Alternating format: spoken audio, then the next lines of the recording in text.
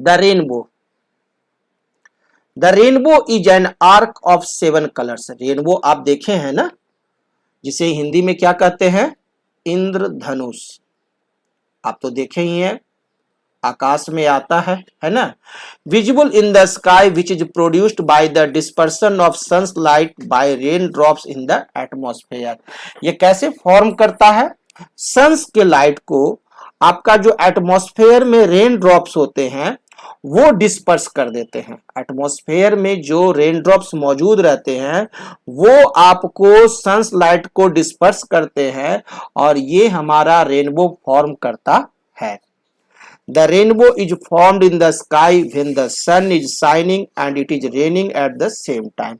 Rainbow form कब होता है, जब हमारा सन शाइनिंग हो, सूर्य आकाश में मौजूद हो और रेनिंग हो, वर्षा भी हो रही हो। क्लियर, रेनिंग इन्वायरमेंट है और सन भी है, तो उस समय आपका सन का लाइट जो है वो आपके रेन ड्रॉप्स पर पड़ता है और वो आपको रेनबो का फॉर्मेशन करवा देता है। A rainbow is always formed in a direction of opposite to that of the sun. और ये भी मजेदार बात है कि रेनबो जो फॉर्म करता है वो कहाँ फॉर्म करता है, यदि हमारा सन जो है वो ईस्ट में होगा तो रेनबो फॉर्म करेगा वेस्ट में, और यदि सन हमारा वेस्ट साइड में है तो रेनबो फॉर्म करते हैं ईस्ट में। यानी रेनबो जो है वो हमेशा फॉर्म करता है in direction opposite to that of the sun. Each rain drop acts as a tiny glass prism splitting the sunlight into a spectrum. प्रत्येक रेन ड्रॉप्स जो होता है वो एक प्रिज्म की तरह कार्य करता है और सन्स रे को स्प्लिट कर देता है स्पेक्ट्रम में। The raindrops in the atmosphere act like many small prisms. प्रत्येक रेन ड्रॉप्स जो हैं वो बहुत सारे स्मॉल प्रिज्म्स की तरह कार्य करते हैं। एटमॉस्फेरिक रिफ्रैक्शन, अब हम लोग देखते हैं atmospheric refraction. All the air in the atmosphere is not at the same temperature. हमारा जो एटमॉस्फेयर में जो एयर है, सभी एयर में, सभी लेयर ऑफ एयर में आपका सेम टेम्परेचर नहीं पाया जाता है। Some of the air layers of the atmosphere are cold whereas other air layers of the atmosphere are comparatively warm और हॉट है। कोई लेयर्स कोल्ड है, कोई लेयर्स आपका वार्म है आपको इस एटमॉस्फेयर में।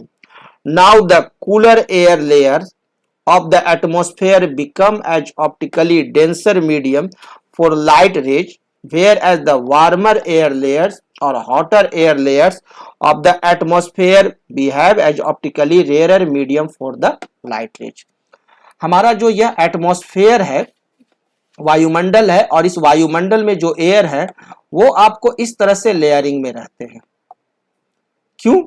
क्योंकि कुछ दूर जो है जो एयर जो है वो कोल्ड है तो कुछ दूर ज्यादा वार्म है, कुछ दूर कोल्ड है तो कुछ दूर वार्म है।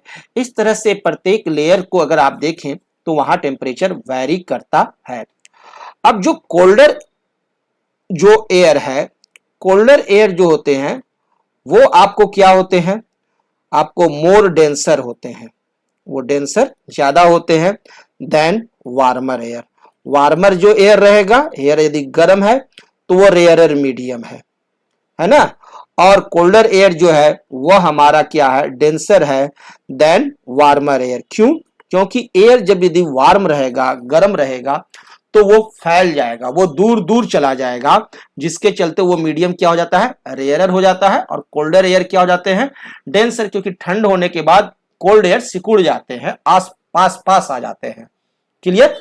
तो वो कोल्डर एयर डेंसर हो जाते हैं और वार्मर एयर जो है वो रेयरर मीडियम हो जाते हैं। यानी ये हमारा अगर कोल्ड है तो ये डेंसर हो जाएगा और ये वार्म है यदि तो ये रेयरर हो जाएगा, है ना। इस तरह से प्रत्येक लेयर को अगर देखा गया तो सभी लेयर में अलग अलग टेम्परेचर पाए जाते हैं।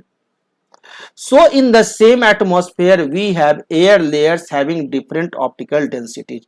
इसलिए एक ही एटमॉस्फेयर में बहुत सारे लेयर्स दिखाई देते हैं जो आंखों से नहीं देख सकते हैं, ठीक है ना, लेकिन होते हैं मौजूद, जिनमें ऑप्टिकल डेंसिटीज होती है, डिफरेंट ऑप्टिकल डेंसिटीज होती है due to different types of air, यानी कहीं कोल्ड एयर है, कहीं वार्म एयर है, कहीं मोर कोल्ड, कहीं मोर वार्म, इस तरह से। And when light rays passes through the atmosphere, और जब लाइट रे पास करती है इस एटमॉस्फेयर से, having air layers of different optical densities, then refraction of light takes place.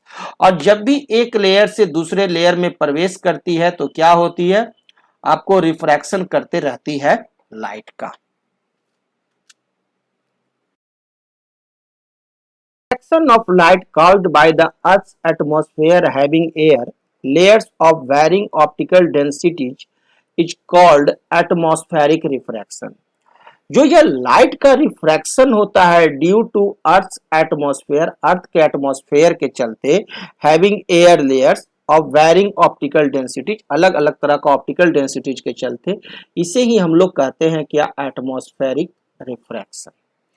Atmospheric refraction कैसे होता है, क्योंकि कोई लेयर जो आपका कोल्ड है, कोई लेयर आपका वार्म है, जिसके चलते under normal circumstances the air in the upper atmosphere is optically rarer and as we come down the air in the lower atmosphere is optically denser.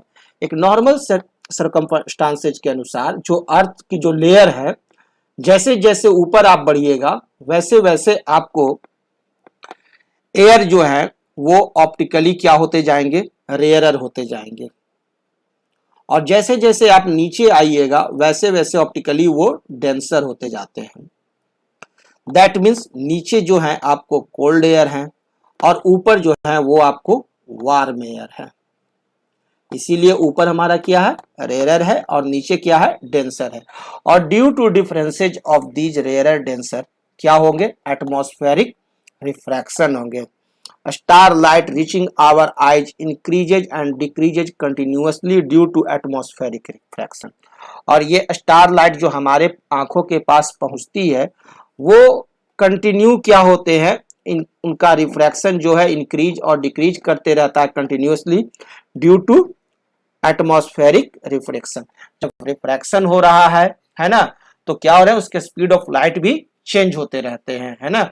कभी रेयरर में गया तो स्पीड ऑफ लाइट बढ़ गया, denser में गया तो घट गया, रेयरर में गया तो स्पीड ऑफ लाइट बढ़ गया, डेंसर में गया तो घट गया, और हल्का हल्का डेविएशन भी होते रहा। और इसी के चलते and the star appears to twinkle at night, हमारा ट्विंकलिंग करता है due to different layers in air. Air का जो डिफरेंट लेयर्स है, हॉट और कोल्ड, डिफरेंट डेंसिटी जो है, जिसके चलते रिफ्रैक्शन जो होते हैं, स्पीड ऑफ लाइट चेंज कर जाते हैं। इसी के चलते हमें रात्रि में स्टार जो है वो आपको ट्विंकलिंग करते दिखाई देते हैं। Due to atmospheric refraction the star seem to be higher in the sky than they actually are. और इसी एटमॉस्फेरिक रिफ्रैक्शन के चलते जो स्टार का जो एक्चुअल डिस्टेंस है वो अभी नहीं रहता है। स्टार यदि आपको इतना ऊंचाई पर है तो वो आपको और ऊंचा दिखाई देता है ना। Due to atmospheric refraction star seems to be higher, stars जो है वो हमें और ऊपर दिखाई देता है in the sky than they actually are, जहां वे स्थित है उसकी तुलना में। We can see the sun about 2 minutes before. हम लोग जो सूर्य देखते हैं सुबह सुबह सूर्योदय के समय, वो क्या देखते हैं, 2 मिनट बिफोर, पहले ही देख लेते हैं द एक्चुअल सनराइज। वास्तव में जो सनराइज होता है उससे 2 मिनट पहले हम लोग सूर्य का दर्शन कर लेते हैं। And 2 minutes after the actual sunset, और सूर्यास्त के बाद, सूर्यास्त के 2 मिनट बाद तक हम लोग सन के दर्शन करते रहते हैं, बिकॉज ऑफ एटमॉस्फेरिक रिफ्रैक्शन। इस एटमॉस्फेरिक रिफ्रैक्शन के चलते सोचिए कितना प्रभावित करता है। So the time from sunrise to sunset is lengthened by about 2 + 2 4 minutes। तो ऐसा इसलिए होता है तो क्या होता है, सनराइज और सनसेट के बीच की जो दूरी है वो 2 + 2 यानी 4 मिनट्स बढ़ जाती है, because of atmospheric refraction. Atmospheric refraction के चलते जब सूर्य जो उदय होता है उस समय उदय होने के 2 मिनट पहले हम लोग देख लेते हैं, और जब सूर्य अस्त होता है तो 2 मिनट बाद तक देखते हैं, है ना। 2 minute before and 2 minute after तक हम लोग देखते रहते हैं, इसलिए जो ड्यूरेशन जो है वह 4 मिनट हमारा इंक्रीज कर गया सनराइज टू सनसेट।